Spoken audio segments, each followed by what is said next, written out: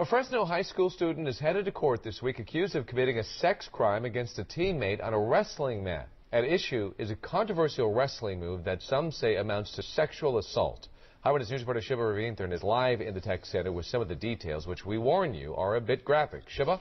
Well, David, it's called the butt drag, and after one high school wrestler performed the move on another student during practice, it led to sexual battery charges. This week, that accused student goes to trial in what will likely be considered a very unusual case. This YouTube video shows what the butt drag looks like. One wrestler grabs the other between the buttocks to turn him. For Ross Rice, the move went a little too far. This kid basically targeted my son, pinned him to the ground, and assaulted him.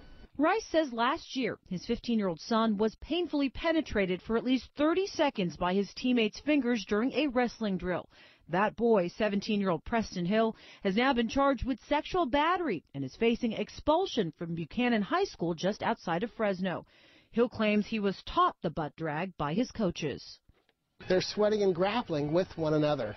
There is a certain amount of give and take that's involved when you're in that type of an intimate sport. We defend it by saying the conduct that he's alleged to have done is overblown and and completely out of context of what happened. I'll reach back here and kind of go up the crotch to control the hips, and I'll just kind of pass. I'll suck him by. Encino's Crespi High School wrestling coach Mike Oddman says the butt drag is a legal move, but he would never teach his students to penetrate an opponent with their fingers.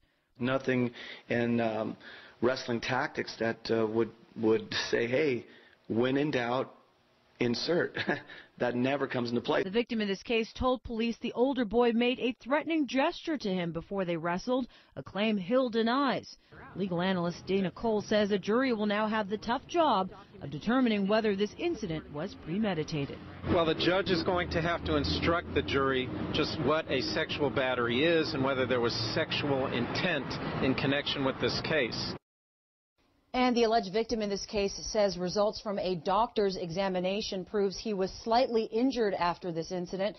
Now, this trial starts Thursday in Fresno County. The accused student is also fighting his expulsion. Ellen?